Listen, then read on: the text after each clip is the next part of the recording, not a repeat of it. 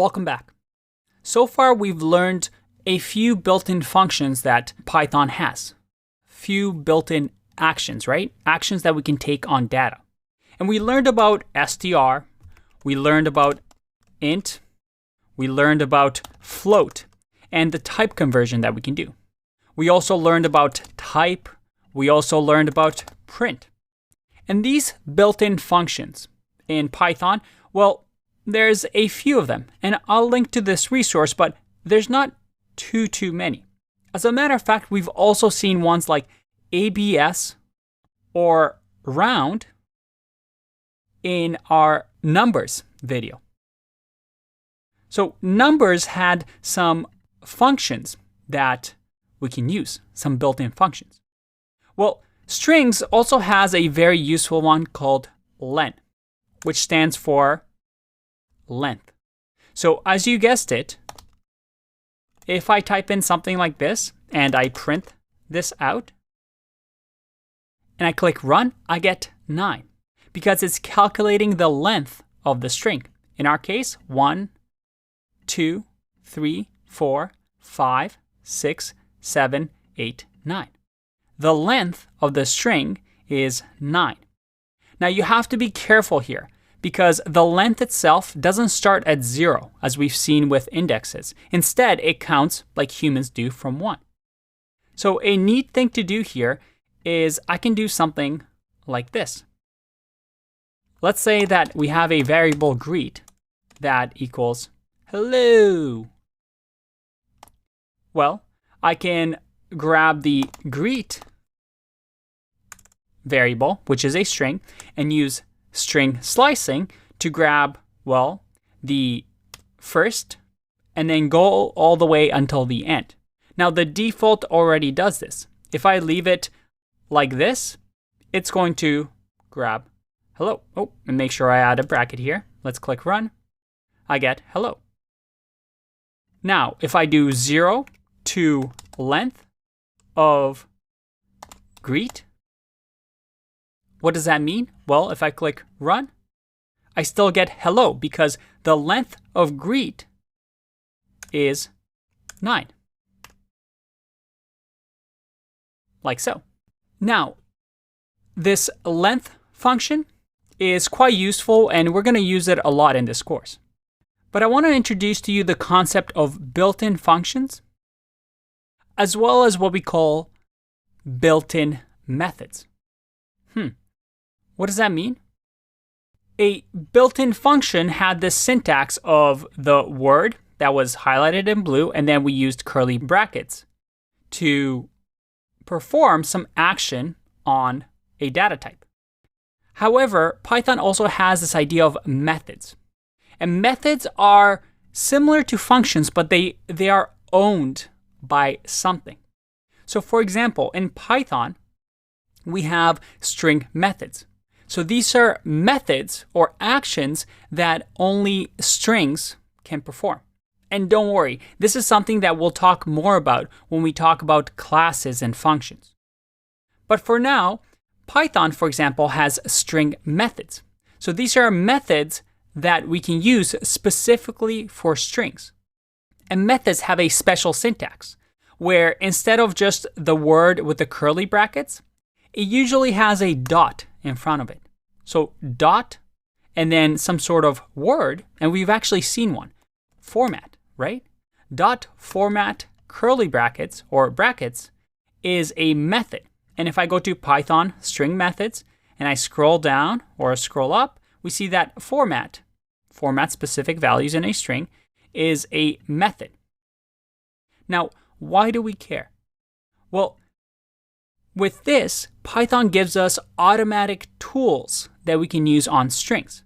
So let's explore some of these string methods. Let's create a quote here. And the quote is going to be or not to be.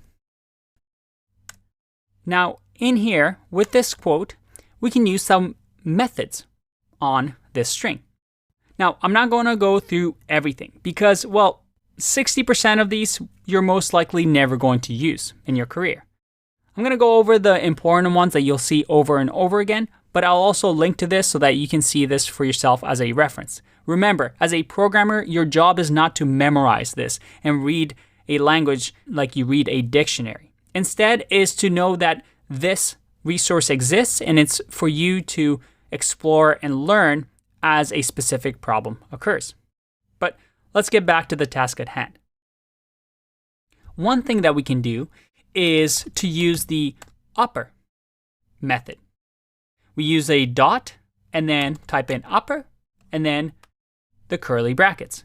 And luckily for us, our editor shows us that this actually exists because of the drop-down menu.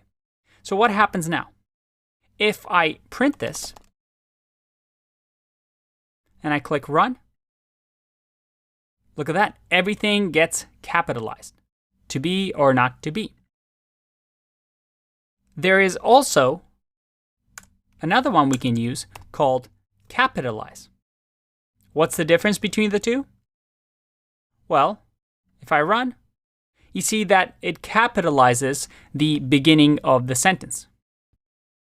And by the way, your editor, or in our case, our REPL, if you hover over this, it'll actually tell you what it does. It returns a capitalized version of S. So whatever is to the left of the dot. And a good editor will actually show you all the things available to you. So as soon as you press a dot, look at that. I see all these purple boxes, which are methods that are available to me for a string. And you see there's a lot of them. Now, don't worry about these double underscores, these dunder methods, because this is something that we'll talk about when we talk about classes. But you can see that you have different things that you can use. For example, you have lower. Instead of upper, it lowercases everything. What if I want to use find, for example?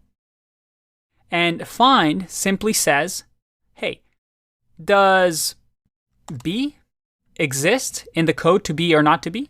And if I click run, well, it tells me that yes, quote.find has B and it starts at index of 3. So if I go to 0, 1, 2, and then look at that, 3. So we have find, which finds us the first occurrence of a piece of text. You also have things like replace, where I can replace whatever I give it as the first thing and then separate it to the second thing. So you can see over here, it tells me old and then comma, new. And I can replace this with me. If I click run, I get to me or not to me. So this replaces all the occurrences of B.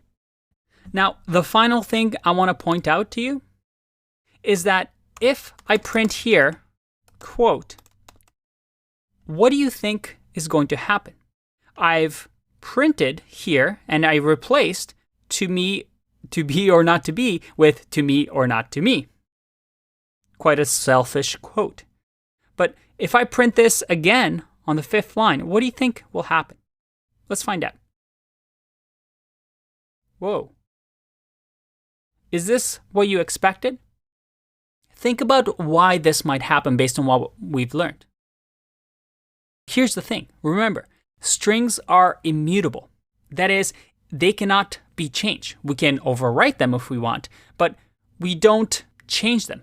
We either create them or destroy them. In our case, when we do quote.replace to me or not to me, it's creating a new string. Now, we're not assigning this string to anything. So eventually after we print it, we remove it from memory. But if I do something like this, where I have quote 2 equals quote.replace, and I print quote 2, well, in our case, we're creating a whole new string. We're creating a string, but we never modify the original string because it's immutable. So that quote always stays the way it is. Until we destroy it, until we remove it, our program ends, this is going to exist. All right, Hope you're having fun. Hang in there. More to learn in the next video.